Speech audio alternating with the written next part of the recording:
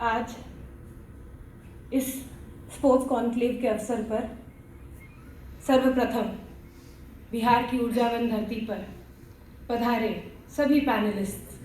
माननीय अतिथि का मैं तहे दिल से न सिर्फ एक विधायक के रूप में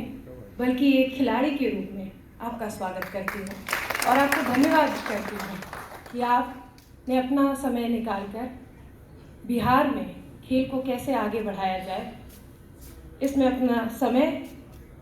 और विचार हमारे समक्ष रखने आप आए हैं। इस समारोह में मंच पर उपस्थित एक बड़े भाई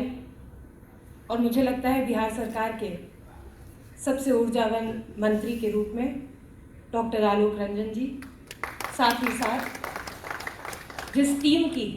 रविंद्र रंजशंकरन सर बात कर रहे थे, आलोक भैया के हाथों को मजबूत कर रही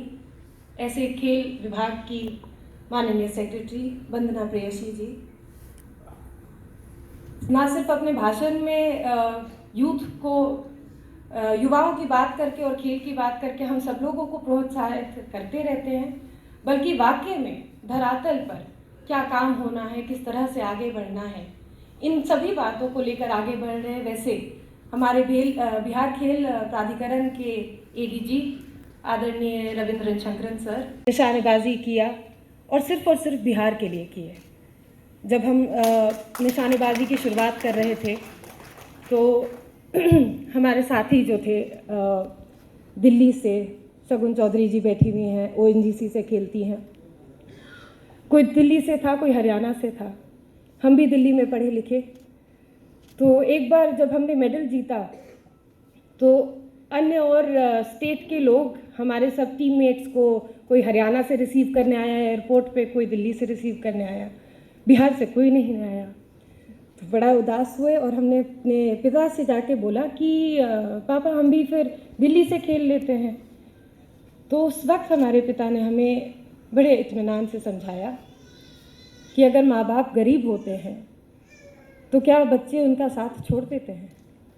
एक वो बात थी और एक आज का समय है कि जब 2018 में राष्ट्रमंडल खेलों में, कॉमनवेल्थ गेम्स में हमने स्वर्ण पदक जीता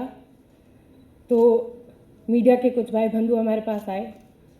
और उन्होंने अंग्रेजी में पूछा that we know you are from India, आप भारत से हैं, लेकिन भारत में कहाँ से हैं। तो बड़े गर्व से सीना ठोक के हमने भी कहा कि बिहार से आते हैं।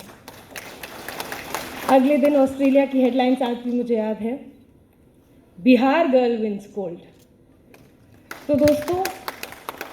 ये समय बिहार में एक क्रांति का समय है, एक खेल क्रांति का समय है और हम सभी लोग एकजुट होकर हमारे माननीय मुख्यमंत्री की जो सोच है, जिस आंदोलन का आदेश उन्होंने किया है, निर्देश हमें दिया है, उसे लेकर हम आगे बढ़ रहे हैं। बिहार को किस तरह से, आज अगर हम हिंदुस्तान में बात करें तो पंजाब हरियाणा की बात करते हैं, अगर हम विश्व में बात करें तो अमेरिका और चाइना जैसी बड़ी बड़ी देशों की बात करते हैं। आज मंच पे जितने भी लोग उपस्थित हैं, हम सबका एक छोटा सा सपना है कि जब भारतीय दल ओलंपिक्स में 2028 में पहुँचे तो उसमें सबसे ज़्यादा बिहार के खिलाड़ी हों और बिहार एक सुपर पावर, स्पोर्ट्स का सुपर पावर निकल कर आगे आए। मैं एक बार फिर से आदरणीय मंत्री जी का, वंदना प्रेयसी मैम का और साथ साथ रविंद्र रंजशेखरन सर का तहे दिल से शुक्रिया अदा करती हूँ कि जिस आवाज़ को आज तक हमने सिर्फ अकेले और मीडिया के सामने उठाया था, उस विचार को लेकर आप आगे बढ़ रहे हैं। जिन प्रतिभाशाली बच्चों की हम बात करते हैं और अनेकों बार हमने कहा है कि बिहार में प्रतिभाओं की कमी नहीं है, लेकिन उन प्रतिभाओं को खोज निकालने का काम, उन्हें एक सही अपॉर्चुनिटी देने का काम, एक सही प्लेटफॉर्म देने का काम इस स्पोर्ट्स कॉन्क्लेव के द्वारा किया जा रहा है, खेल प्राधिकरण के द्वारा किया जा रहा है। इन्हीं शब्दों के साथ आप लोगों का ज़्यादा समय नहीं लेते मैं अपनी वाणी को विराम देती हूँ। बहुत बहुत धन्यवाद। जय हिंद, जय बिहार।